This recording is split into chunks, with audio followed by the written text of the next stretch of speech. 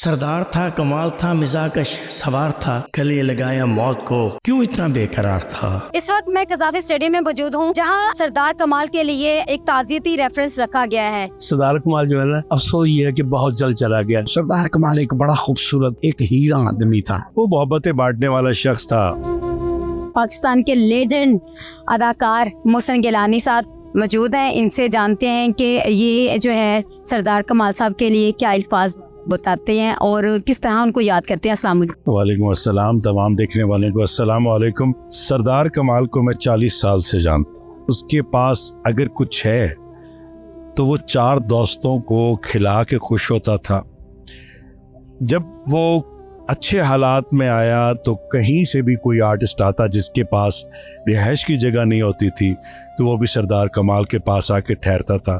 जितने दिन ठहरता था, जितने दिन रहता था, खाता पीता था, ये सब कमाल उसका था। सिर्फ नाम के ही सरदार कमाल नहीं थे, वो वैसे भी कमाल।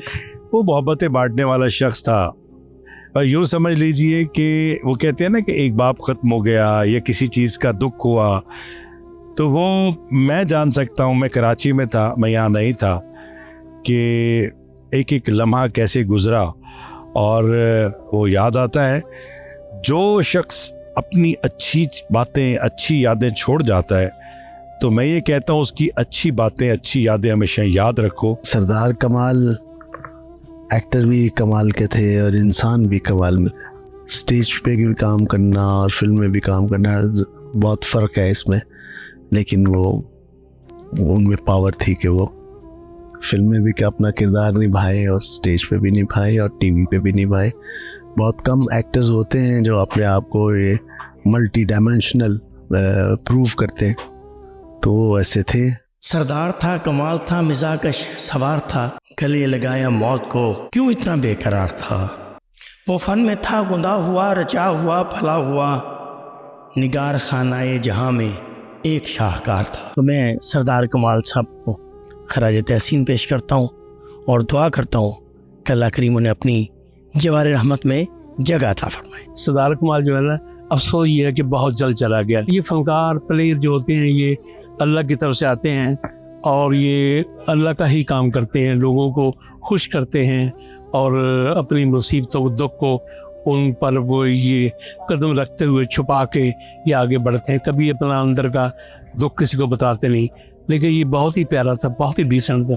सरदार कमाल से मेरी इन दिनों में बड़ी एसोसिएशन थी। हम एक फ़िल्म की इकट्ठी शूटिंग कर रहे थे और प्लस मैंने उनको अपनी एक फ़िल्म जिसके लिए मिट्टी जिसका नाम है, उसके लिए वो मेरे साथ पैरेलल रोल कर रहे थे और मैं उनसे इसी रोल के मुतल्लिक डिस्कस करता था, फ़िल्म के मुतल्लिक डिस्कस करता था और उनसे पूछता था, उनसे रहनुमाई लेता था। तो वो यानी कि अल्हम्दुलिल्लाह मुझे बहुत उन्होंने आगे चलाया।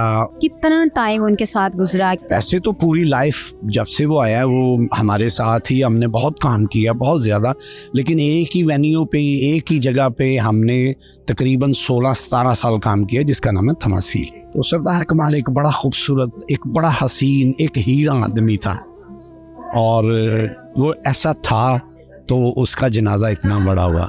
आखिरी बात आपकी उनके साथ कब हुई? एक दिन पहले मेरी बात हुई और फौतगी से एक दिन बाद मेरी उनसे मुलाकात थी। जब मैंने मिलना था वो अल्लाह को मिलने चला गया। जी, इस वक्त हमारे साथ सैयद सुहेल बुखारी साहब मौजूद है, जिन्होंने ये सारा जो है प्रोग्राम अरेंज किया है, ताज़ियती रेफरेंस जो है इन्होंने रखा। तो इनसे हम जानते हैं जो एक्टर है, ख़ासकर वो बंदा जो लोगों को हंसाता है और वह जब दुनिया पानी से कूच कर जाता है तो कितनी कमी महसूस होती है। अस्सलाम वालेकुम। वालेकुम अस्सलाम। देखिए जी, फनकार तो मरता नहीं, उसने तो अपने फ़न से ज़िंदा रहना है। ये तो वैसे ही जो एक दुनिया फ़ानी है, सब ने जले जाना है। जी, इस वक्त हमारे साथ हसन मुराद साहब मौजूद है, जिन्होंने आखिरी जो है टाइम सरदार कमाल साहब के साथ गुजारा। तो इनसे जानते हैं कि उनके आखिरी जो लम्हात थे क्या थी। अस्सलाम वालेकुम। जी वालेकुम अस्सलाम। हाँ, मुझे पता चला उस वक्त ना सरदार कमाल साहब को अटैक हो चुका हुआ था और उसी दौरान इनके साथ जो काम करते हैं उनका फ़ोन आया कि भी वो फ़ौरन आप पहुंचिए, सरदार कमाल साहब गिर पड़े हैं तो मैं समझा शायद कोई स्लिप हो गए हैं या चोट लग गई, तो पता ये चला कि उनका दिल बंद हो गया हुआ और वो बिल्कुल सांस नहीं ले रहे। तो मैंने ऐसे कहा रेस्क्यू को फ़ोन कर रखा, रेस्क्यू को फ़ोन कर दिया। मैं पहुंचा तो उस वक्त सरदार कमाल साहब उस वक्त दुनिया में नहीं थे, और अपनी तसल्ली के लिए मैं हॉस्पिटल ले गया और वहाँ से वो कंफर्म हो गया कि वो इस दुनिया खानी से जा चुके हैं। बाकी बातचीत तो होती रहती थी, रात भी फ़ोन पर डेली फ़ोन पे बात होती थी, तो कोई ऐसा मसला नहीं था, कोई प्रॉब्लम नहीं थी, कोई तकलीफ नहीं थी, कोई भी ऐसी बात नहीं थी, और वहमो गुमान में भी नहीं था कि ऐसा हो जाएगा। ये सडनली हुआ सब कुछ।